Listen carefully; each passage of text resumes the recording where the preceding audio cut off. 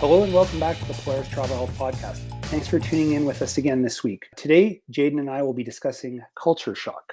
Yeah, we thought this might be kind of an interesting topic to cover, especially if you or someone you know are kind of considering a move abroad. But what exactly is culture shock? Yeah, I do like this topic. It's kind of interesting. Not quite so, vaccine based or anything like that, but certainly a relevant thing when it comes to travel health. Culture shock is usually, I think, the best way to sort of describe it would be just stresses and associated with a movement abroad, where there is kind of an adjustment and a reaction to the adjustment. And, it can sort of manifest itself in a few different ways. A lot of times, it's sort of like grief of the time that you left things behind, just new stresses. And you're basically been put into a situation where you're probably not as adept and as comfortable, and whether it's language or culture or whatever combination thereof, it's just you're not sort of the master of your environment. So you just have those considerations. So basically what you'd be looking at for kinds of things to be having and experiencing would be mood changes and sleep changes and appetite, weight, energy levels, and concentrating, just sort of depression type things. Very rarely does it tend to get to the point where you're going to require medical attention, but certainly if you already have issues, mental health issues, you already have sleeping issues, it can make them worse, like potentially. That's what there's a concern. So maybe if you already have some of these issues already, some of these diagnoses, they can potentially enhance things. As far as other things, like you start talking about kids, for example, they can get kind of clingy. They can even potentially revert to bedwetting. I have not really dealt with too many of those cases myself, but I think it's certainly something to consider. And school can be really a challenge for them. Definitely. Yeah, I think it's also always interesting to look into things to do with travel health that aren't necessarily infectious. And this is kind of one of those things where it can really kind of affect you even physically, but it's not something that you can catch. But what does the timeline kind of look like on culture shock, or is there kind of one that you can predict? I don't really think there's a really super definable time frame, but I think that in a way, one way you can look at it is, this whole like the seven stages of it was it the seven stages of grieving, where you've got all of the different things, Yes. yeah. There's kind of a set of stages that I think a lot of times people can experience when it comes to culture shock. So, I'll kind of run through those, but I think everybody sort of will process them at different times, kind of the same as what you're talking about, with that. So most often the first step is sort of a honeymoon phase where everything's great, everything's wonderful, shiny and new, the experiences are really cool. You're just, everything about it is sort of that newness and it feels good. You're really enjoying it. Then usually that will last for a while, but then probably the next sort of step is after sort of a honeymoon period is over, then you kind of get to sort of, the irritability and kind of the annoying stage where you've gone kind of the opposite direction entirely, in the sense that you've really enjoyed the differences and what your life is different in that honeymoon phase, but now all of a sudden it's kind of the opposite. You're very irritated about a lot of times even minor things, just small things in your day-to-day life that are more difficult or not available, and it really starts to bug you. Maybe it's something really, I would say most people would talk about like trivial silly things when you really think about it in the grand scheme of things, but not being able to access a favorite type of food or something like that, that could potentially be that. Or maybe just something not necessarily even super vital, but just enough that is sort of out of proportion, irritates you. Eventually you'll get to a point where you will sort of adjust and start to make adjustments and start to be more sort of accepting of where you're at. And then once you are sort of hit that period of adjustment, then you kind of get to that point of acceptance for sort of being at peace with sort of where you're at, I guess would be the best way to describe it.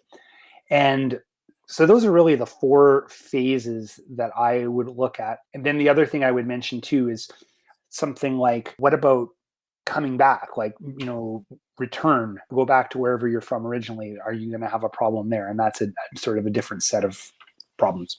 Right. So, as kind of a travel health expert, what is your role in discussing culture shock with someone who is coming into the clinic and is moving abroad? Is this something that you kind of commonly find yourself talking about? And what kind of things do you guys normally discuss?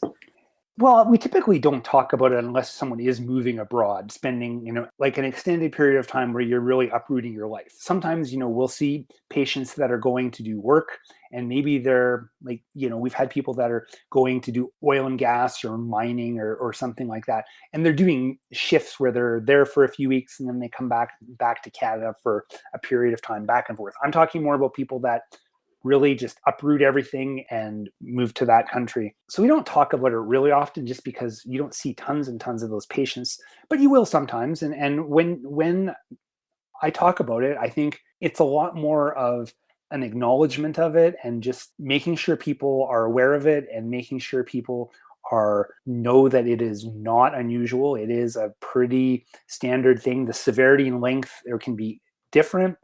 And also, I think one of the things you want to do in your assessment is also try to get a bit of a feel for, is this person maybe more prone to being susceptible to culture shock? Like, for example, if they already have some issues with depression and anxiety, as we talked earlier, this could exacerbate them. And maybe at that point, if they are seeing, some kind of counseling, maybe it's something that could be brought up and make a point to discuss it with whoever they're seeing. I think, those are the things. I'm not going to be in a position where I'm going to be, I'll provide sort of little tips and tricks and stuff like that to sort of help you adjust. But, we're not going to do a real pharmacological plan or anything like that per se. Even when it comes to things like sleeping, if your sleeping is off for the first little bit, like I'm not going to typically prescribe like here's some sleeping pills for the first couple months you're there, because, I think if you're having that much trouble, that would be something that needs to be addressed at that time. Right, right. So with that, are there any ways that you can kind of prepare yourself and kind of like judge whether you'll be able to withstand the culture shock, so to speak? Um, I don't know if there's any real things like, talking to somebody, a couple months potentially before you go is helpful, but I think there's no real like definitive way that you can sort of say this person is going to be way more susceptible than others. I think so. I don't think I'm doing a very good job answering this one, Jayden, but I think the short answer is, I don't think there's a real obvious answer. Right, right. Well, there sometimes are things that, you can't really prepare yourself for, and I suppose this might be one of those things and it's good to know. So, Yeah, yeah. I think just having that level of awareness, and also just, it's one of these things you need to know that this is pretty standard now. Like, again, how severe and how long it really you go through some of these steps is variable, but feeling this way, I think, is certainly, people need to know this isn't an unusual thing. It's pretty standard. And I think that there are some, tools and some mechanisms. Lots of times if you're traveling, if you're doing this for work, the workplace that when you're arriving, they might be able to help you out with connecting you in with other employees and their families, and helping you get settled, and even providing you access to the kinds of services you need. But even just that, this is kind of a funny example, I guess, but I would still throw it out there. When you even talk about culture shock, like, we're talking lots of times about, going to a really drastically different place. But, I think, there are examples of where there's culture shock, even moving to Canada from the United States. I remember reading some stuff before we started recording. We were having a little chat about basketball, actually. And I was reading a little while back about the Toronto Raptors in the NBA, and about how they actually have people that are expressly devoted to helping the players and their families get comfortable with Toronto, and getting comfortable with a new city, and more to the point, a new country, that they help set them up. And this is there's a person that's their job. Like that's what they do. So now I realize, my first reaction is boo hoo. They can they can millions of dollars probably helps out a lot with that transition process. But I still think that that doesn't necessarily mean it's not a thing, right? Especially for spouses and kids where I would say an example, if you're the spouse of a player who's on the road a lot and you don't see a lot of them, but you're still like in Toronto, a strange city in a strange country, that could be a thing. I remember, you'll appreciate this, Jayden, another sports reference, since you're in Montreal. I remember back when the Expos were playing baseball, that there was a player, and I don't remember who it was. It doesn't really matter. But anyway, somehow their wife was interviewed, and maybe it was from the local newspaper back from wherever they were from in the States. But in the interview, one of the key take-home points she had is, at the time, you could not buy Doritos in Montreal. And she was very angry about this and said that one of the things she had to do in Montreal was she had to drive to Vermont on a regular basis to buy Doritos, and how inconvenient it was. And, this was a real hardship for her, but she was trying to figure out a way to make it work. Now, I don't know. It sounds a little superfluous to me, but, I think this person probably really felt this way. Like, I don't think you can invalidate how they were feeling, but yes, whatever it was, the monthly Doritos run.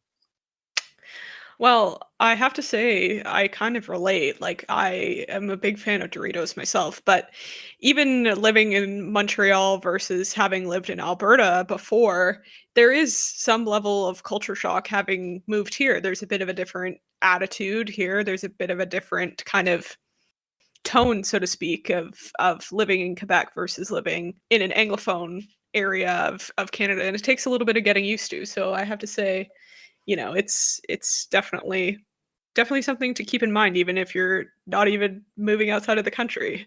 So, what would you recommend for someone out there who might be listening to this podcast even right now, who is currently experiencing culture shock, who is perhaps missing the comforts of home?